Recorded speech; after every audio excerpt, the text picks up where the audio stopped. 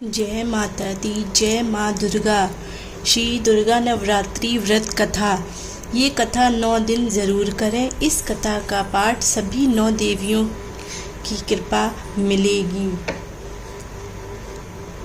बृहस्पति जी बोले, हे ब्रह्मा जी, आप अत्यंत बुद्धिमान, सर्वशास्त्र और चारों वेदों को जानने वाले में श्रेष्ठ हो। हे प्रभु, कृपा कर मेरा वचन सुनो।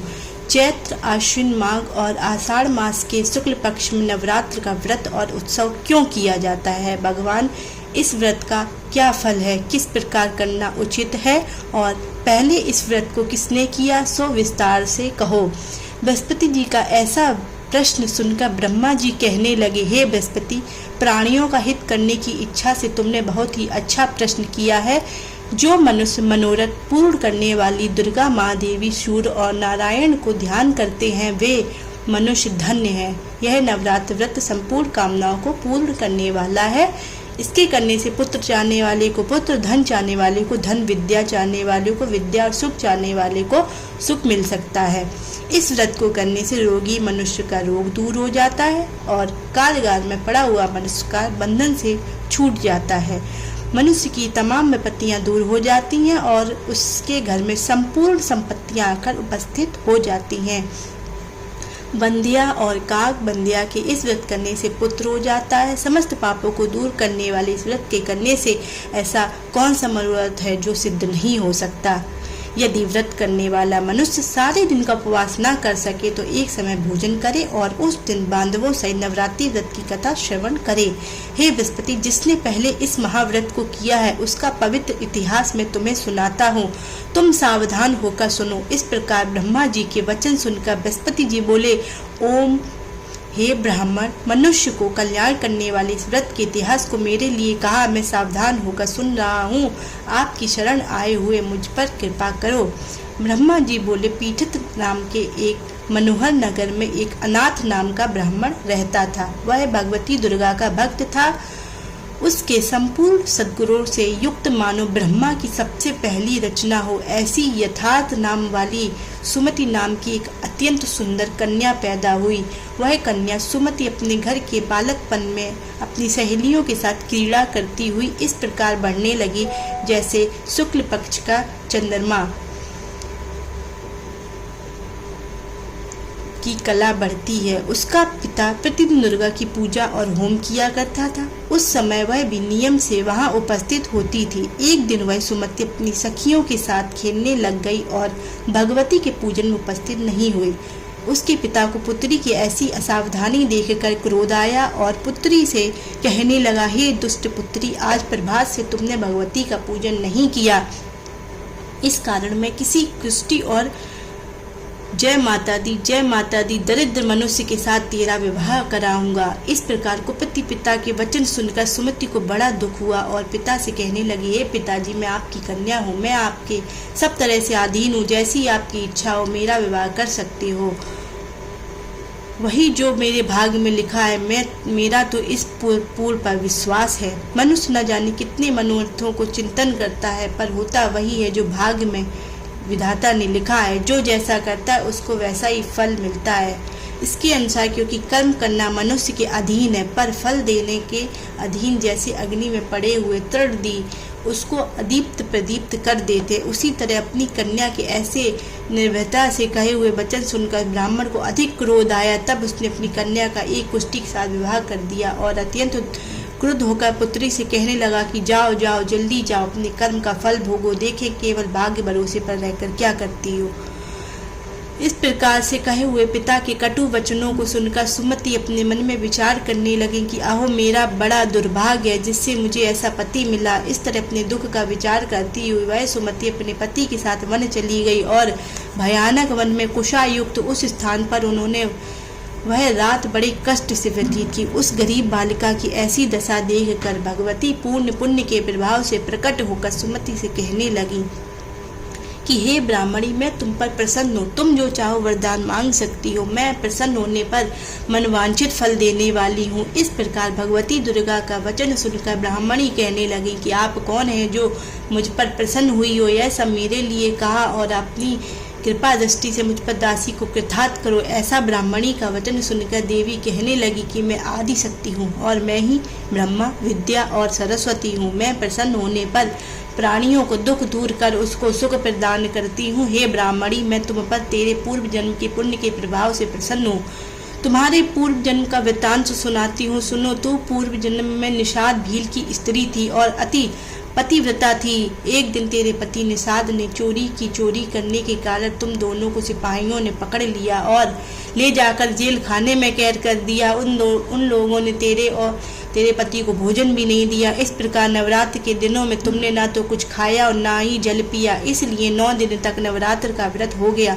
हे ब्राह्मणी, उन दिनों में जो व्रत हुआ उस व्रत के प्रभाव से प्रसन्न होकर तुम्हें मनवांछित वस्तु दे रही हूँ। तुम्हारी जो इच्छा हो सो मांगो। इस प्रकार दुर्गा के कहे वचन सुनकर ब्राह्मणी बोली कि अगर आप मुझ पर प्रसन्न हैं तो हे दुर्गे, आपको प्रणाम करती हूँ।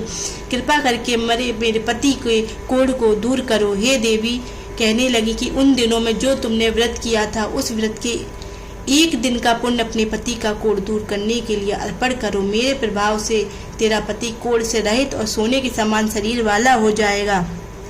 ब्रह्मा जी बोले। इस प्रकार देवी का वचन सुनकर वह ब्राह्मणी बहुत प्रसन्न हुई और पति को निरोग करने की इच्छा से ठीक है ऐसी बोली। तब तक उसके पति का शरीर भगवती दुर्गा की कृपा से कुष्ठहीन होकर अति कांति युक्त हो गया, जिसकी कांति के समान चंद्रमा की कांति भी क्षीण हो जाती है। वह ब्राह्मणी पति की मनोहर देख कर देवी को अति पराक्रमी वाली समझकर स्तुति करने लगी। हे दुर्गे, आप दुर्गत को दूर करने वाली, तीनों जगत का संताप हरने वाली, समस्त दुखों को दूर करने वाली, रोगी मनुष्य को निरोग करने वाली, प्रसन्न होने पर मनवांछित वस्तु को देने वाली और दुष्ट मनुष्य का नाश करने वाली हो। तुम ही सारे जगत की माता और पिता हो। हे अम्बे, मुझ अपराध रहित अबला की मरे पिता ने कुष्ठ के साथ विवाह कर मुझे घर से निकाल दिया। उसकी निकाली हुई मैं पृथ्वी पर घूमने लगी। आपने ही मेरा इस आपत्ति रूपी समुद्र से उद्धार किया। हे देवी, आपको प्रणाम करती हूँ, मुझ दीन की रक्षा करो। ब्रह्मा जी बोले कि हे बृहस्पति, इस प्रकार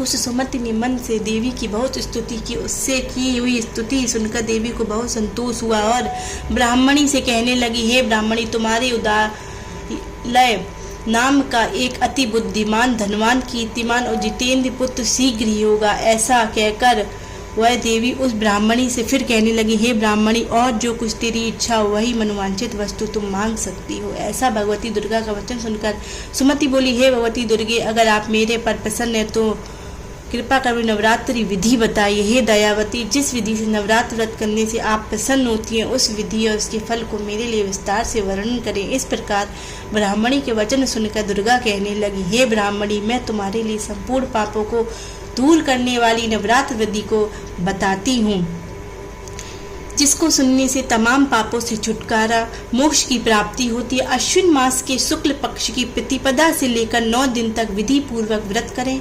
यदि दिन भर का व्रत न कर सके तो एक समय का भोजन करें। पढ़े लिखे ब्राह्मणों से पूछकर घट स्थापना करें और वाटिका बनाकर उसको प्रतिदिन जल से सींचें। महाकाली, महालक्ष्मी और महासरस्वती की मूर्तियां बनाकर उसकी नित्य विधि सहित पूजा करें और पुष्पों से विधि पूर्वक अर्घ्य दें। बिजौरा के फूल से अर्घ्य देने से रूप की प्राप्ति होती है। जया फल से कीर्ति, दाग से कार्य की सिद्धि होती है। आंवले से सुख और केले से भूषण की प्राप्ति होती है। इस प्रकार फलों से अर्घ देकर यथा विधि हवन करें।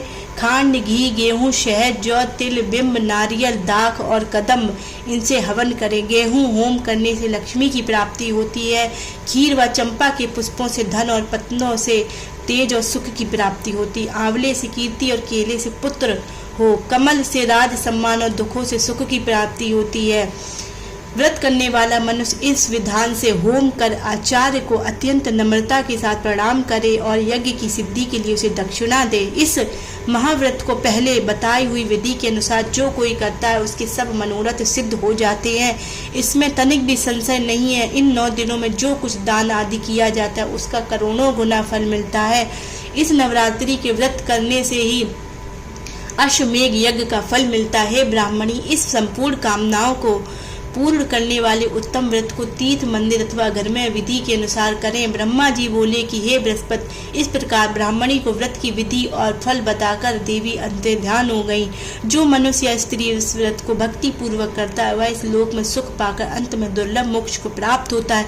हे बृहस्पति, यह दुर्लभ व्रत का महात्म्य मैंने तुम्हारे लिए बताया है। ऐसा ब्रह्मा जी के वचन सुनकर बृहस्पति जी आनंद के कारण रोमांचित हो गए और ब्रह्मा जी से कहने लगे, हे ब्रह्मा जी, आपने मुझ पर अति कृपा की जो अमृत के समान इस नवरात्रि व्रत का महात्म्य सुनाया है। प्रभु, आपके बिना और कौन इस महात्म को सुना सकता है। ऐसे बृहस्पति जी के वचन सुनकर ब्रह्मा जी बोले कि हे बृहस्पति, तुमने सब प्राणियों का हित करने वाले इस अलौकिक व्रत को पूछा है, इसलिए तुम धन्य हो।